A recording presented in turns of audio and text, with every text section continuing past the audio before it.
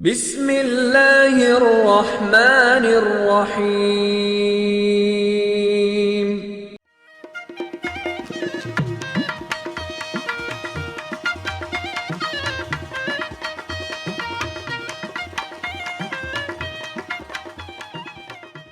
Doctor Ali दोस्त पालारी साहब जी ने बिस्मिल्लाहिर्रहमानिर्रहीम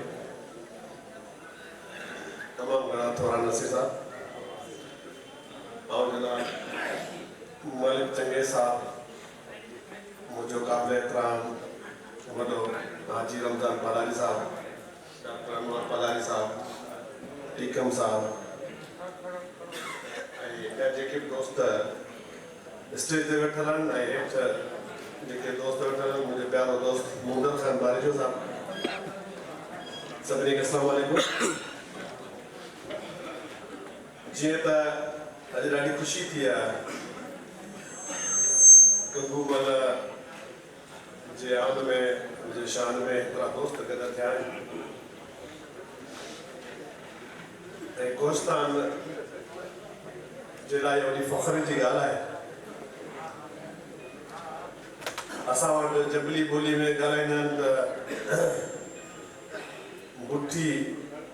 जबल ॼाणे सारा नाला वठंदा आहिनि ऐं उन्हनि सां ज़ुल्म खे बि तशबीह ॾींदा आहिनि। उन सां हिते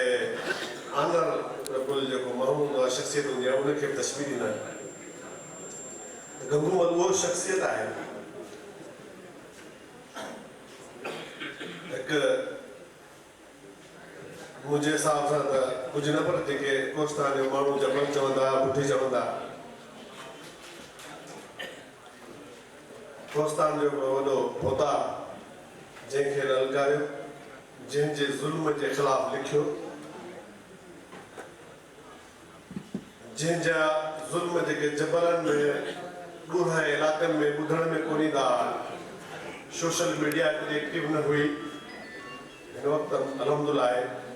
जेके उहे आवाज़ जबलनि में गुम थी वेंदा ॿुधण में कोन ईंदा उन्हनि खे ऐवाननि ताईं पुॼाइण में असां ऐं तव्हां ताईं पुॼाइण में गंगूमल जो वॾो किरदारु आहे।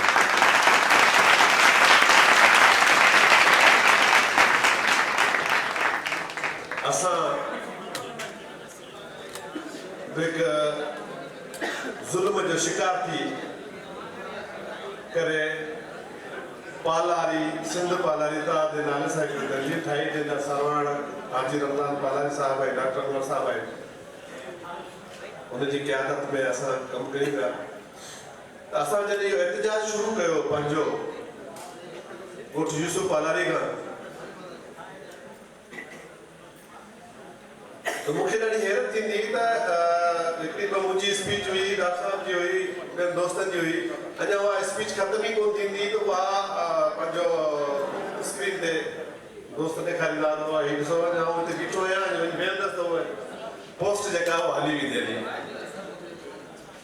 त आउं दोस्तनि सां अक्सर इहो तजुर्बो बि कंदो हुउसि यार हीअ जिन आहे छा आहे छा त स्पीड आहे लिखण जी करण जी ऐं कंहिंखां मुड़ण वारो न आहे। ऐं हिन सहाफ़त जे दौर में घणी हिनखे तकलीफ़ूं बि थियूं धमकियूं बि मिलंदियूं ऐं धमकी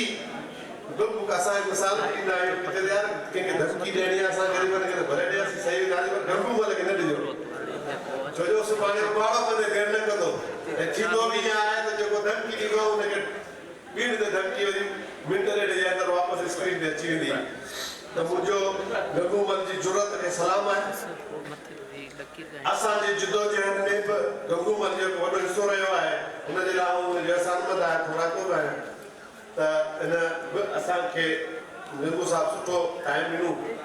ऐं गंगू यारनि जो यार आहे न विकामण वारो आहे न झुकण वारो आहे ऐं जंहिंजो यार आहे हुनजो सरेआम यार आहे जंहिंजो दुश्मन आहे हुनजो सरेआम दुश्मन आहे।